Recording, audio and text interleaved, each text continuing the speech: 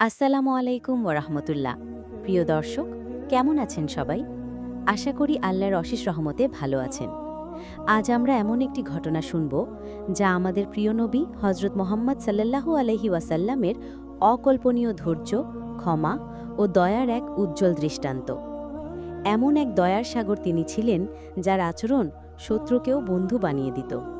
চলুন সেই ঘটনাটি শোনা যাক, যা আমাদের চোখে পানি এনে দেবে এবং আমাদের চরিত্রকে সুন্দর করতে অনুপ্রাণিত করবে।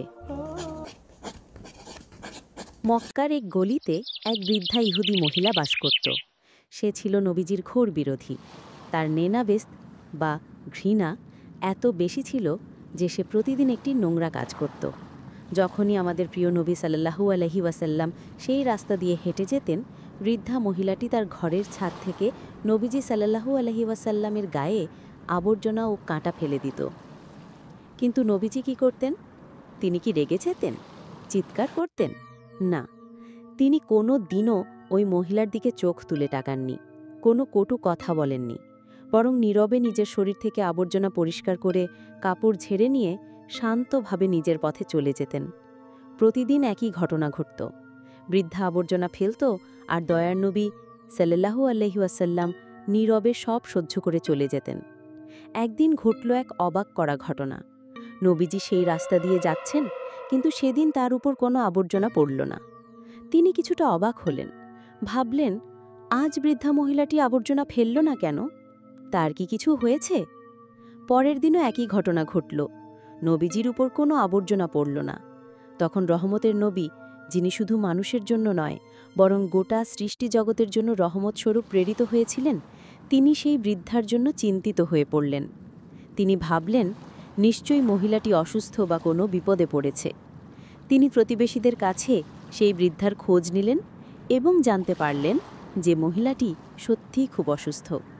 এটা জানার পর নবীজি আর এক মুহূর্তও দেরি করলেন না। তিনি সোজা সেই বৃদ্ধার বাড়ির দরজায় গিয়ে কড়া নাড়লেন। ভেতর থেকে বৃদ্ধার দুর্বল কণ্ঠ ভেসে এলো, কে? নবীজি অত্যন্ত নরম ও দয়ার্দ্র কণ্ঠে উত্তর দিলেন, আমি মোহাম্মদ। এই নাম শোনার সাথে সাথে বৃদ্ধা মহিলাটি ভয় কেঁপে উঠল। সে ভাবল, প্রতিদিন আমি তাকে কষ্ট দিয়েছি, তার গায়ে আবর্জনা ফেলেছি। আজ সে নিশ্চয়ই আমার অসুস্থতার সুযোগে প্রতিশোধ নিতে এসেছে। ভয়ে ভয়ে সে দরজা খুলল। কিন্তু এ কি? নবীজির চোখে তো কোনো ক্রোধ নেই, আছে শুধু উদ্বেগ আর মায়া।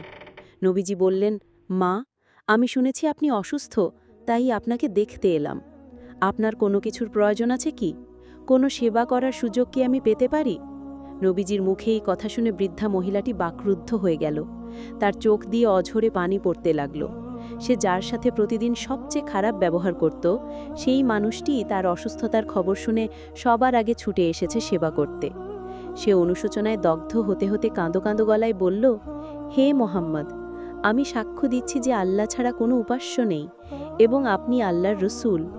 এমন মহান চরিত্র কোনো সাধারণ মানুষের হতে পারে না। আপনি সত্যিই আল্লাহর প্রেরিত নবী। এরপর সেই বৃদ্ধা মহিলাটি ইসলাম গ্রহণ করে ধন্য হলেন। প্রিয় দর্শক, এই ঘটনা থেকে আমরা কি শিখলাম? ১. ধৈর্য ও সহনশীলতা। আমাদের প্রিয় নবী সাল্লাল্লাহু আলাইহি ওয়াসাল্লাম প্রতিদিন অত্যাচার সহ্য করেও ধৈর্য ধারণ করেছেন, প্রতিশোধ পরায়ণ হননি। ২. ক্ষমার মহত্ব। তিনি শুধু তাকে ক্ষমাই করেননি, বরং তার বিপদে পাশে দাঁড়িয়েছেন। ক্ষমা হল উত্তম চরিত্রের ভূষণ। ৩. উত্তম চরিত্রই শ্রেষ্ঠ দাওয়াত। নবীজির তরবারি নয়, বরং তার সুন্দর চরিত্রই ছিল ইসলামের সবচেয়ে বড় প্রচারক। তার আচরণ দেখেই বৃদ্ধা মহিলাটি ইসলাম গ্রহণ করেছিলেন। ৪. শত্রুর প্রতিও দয়া। ইসলাম আমাদের শুধু বন্ধুদের সাথেই নয়, বরং শত্রুদের সাথেও দয়া ও সহানুভূতি দেখাতে শেখায়। আসুন, আমরাও আমাদের জীবনে নবীজির এই আদর্শকে ধারণ করার চেষ্টা করি। মানুষের ভুলকে ক্ষমা করি, বিপদে মানুষের পাশে দাঁড়াই এবং আমাদের সুন্দর আচরণের মাধ্যমে ইসলামের সৌন্দর্যকে ফুটিয়ে তুলি। প্রিয় দর্শক, এই ঘটনাটি আপনার মনে কেমন প্রভাব ফেলল? কমেন্ট করে আমাদের জানান।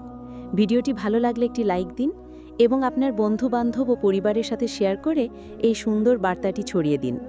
আর এমন ইসলামিক শিক্ষণীয় ভিডিও নিয়মিত পেতে আমাদের চ্যানেলটি সাবস্ক্রাইব করে পাশে থাকা বেল আইকনটি বাজিয়ে দিন। দেখা হবে পরবর্তী কোনো ভিডিওতে। ততদিন পর্যন্ত ভালো থাকুন, সুস্থ থাকুন। আল্লাহ হাফেজ।